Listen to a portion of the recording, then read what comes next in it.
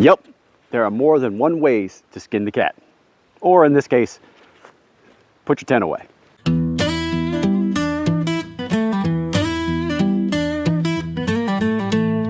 Hey guys, I'm Mike and welcome back to the channel. And today's video is mostly set up for people who might be a little new to camping or a little new to putting their gear away for the season, if you are a seasonal camper.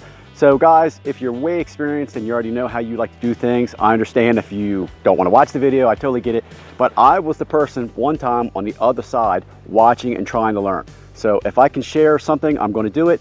And I thought this video has not been touched on a lot, either by other YouTube creators or other outdoorsmen on their channels. So I'm going to put it up. It's on the 2 ways to put away your tents. There are pros and cons of each. After all the years I've been doing it, I like it my way. And usually everybody thinks their way is the right way. I'm not going to say that, I'm just going to tell you my way at the end. First method is roll/fold. And what you're going to do, I found, is whatever the size your bag is that your tent is, that's how wide you want to fold or roll your tent. Now what you're going to do is you're going to take it out on a piece of ground, wherever you're at camping, whatever you need to do. If you traveled home and you haven't put your tent away yet, or you're going to do it at home, or you're doing it at the campsite, basically you're going to lay your tent out. You can also lay your stuff sack at the end so you see, and you don't have to judge it. You can see how wide you need to make it. You're going to get it nice and flat. You're going to fold it to the width that you need, and then you can roll it up into a ball or you can fold it. And when you fold it, you can, at the end of your fold, you can try to bend the folds over and get your final roll to stuff in your stuff sack. When I do this, I like to roll my tents that I'm storing away for a long time, or I know it's going to be a while until I get to them again. Just because it's a neater look for me, and I think that way works great when you're putting it away for a long term. Now, there are pros and cons to that. If you have just one tent and you're using it all the time and you're folding it like that, it can, I've heard, not through my experience, but through others, I have heard, depending on how that tent is made, the quality of the material used, and how thick the mill is, then if you all the time are folding it and rolling it and folding it and rolling it in the exact same pattern, you can get wear marks in those creases. Hasn't happened on me, but I have seen and heard others say that about the tents they use. So just be aware of that. Me, I'd never worried about that. I only roll my tents for long storage, but that is something you should be aware of if it's a tent you're going to use all the time, and it's the only tent you're going to use for years. Pros of it is you got something nice to put away for long-term storage. And the cons are, 1, you can develop crease marks or wear marks in the spots that are always folded and creased. That's number 1. And the second one is, if you fold or roll at your campsite, guys, depending on where you're at, just be aware, wind is going to be a factor. Wind will frustrate you more than anything outdoors. And whatever's on the ground, most likely, you're going to pick up and roll up with your tent as you're rolling it up. Like today I'm out and you can see it's in fall, all these leaves. If I had my mesh down, my mesh body to my tent, and I was trying to roll or fold it, then I'm going to pick up all these leaves and all these little twigs and sticks, and they're going to get stuck in the tent, and that can be very frustrating putting a tent away. Just be aware of that. To negate that, you could use a tarp or your ground cloth, but I know there's a lot of people that don't bring ground cloths or tarps with them. That's just something you should be aware of that method. 1, the creases. 2, you're going to pick up stuff off the floor. That is not my preferred method, but that's number 1. Number 2 is pretty simple, and I love it. 2 is basically having your tent with the poles out. You're going to just grab it, and you can do this standing up, so that will give you the opportunity to shake it off. You'll have your stuff sack in your hand, and you're basically going to stuff that tent, either the rain fly or the tent body, into its stuff sack, however you want to stuff it in there.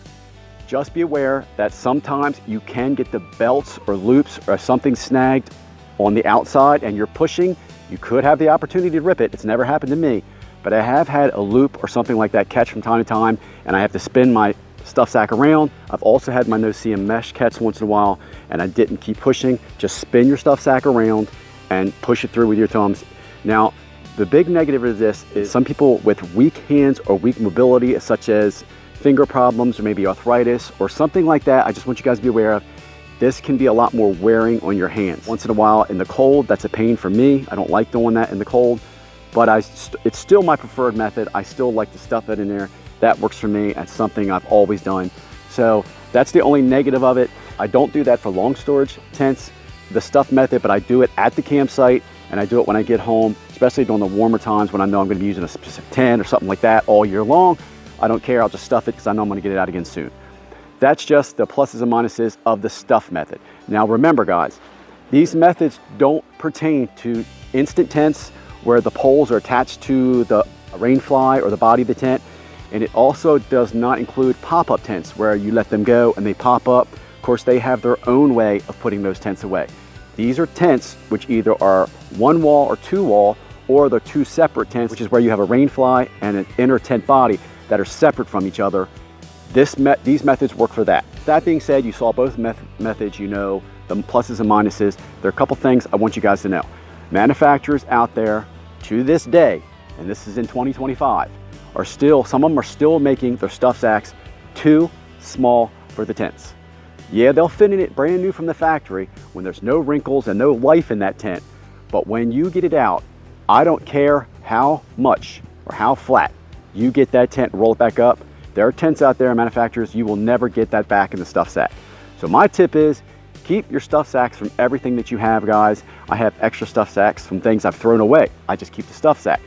But keep those because they come in handy when you have a tent or a rain fly or a tent body that doesn't go back in the bag it came in. What I do is I put those in those separate. So remember that if you have a stubborn tent that you can't get back in a stuff sack, keep your old stuff sacks or go on Amazon, eBay, wherever and buy some new ones that are a larger capacity that'll hold it with comfort, because guys, it can be very frustrating. And even if the stuff sack is a little too large, you can always cinch it down and tighten it and make it smaller. But you can't make them stupid stuff sacks larger when you need to.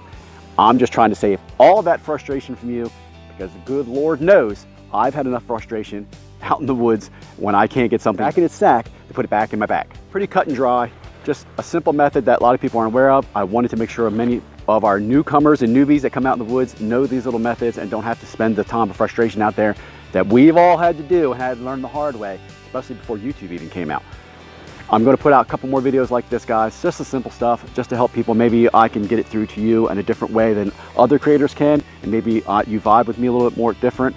I don't know. I'm just going to put these out. If you guys have any suggestions about something you may be interested in seeing or something you may be interested in knowing, that there's not a good abundance of videos out there showing this method or talking about this subject, please drop it in the comments below, guys. If I can address it, I will, and if I can't, I ain't going to get on here and lie about. I'll point you in another direction. Guys, thanks for watching. Please like, share, and subscribe. As I always say, I appreciate every one of you. It means the world to me. I'll talk to you guys again real soon. But right now, it is such a beautiful fall day. I'm actually going to take a hike by this pond over here. Bye for now, guys.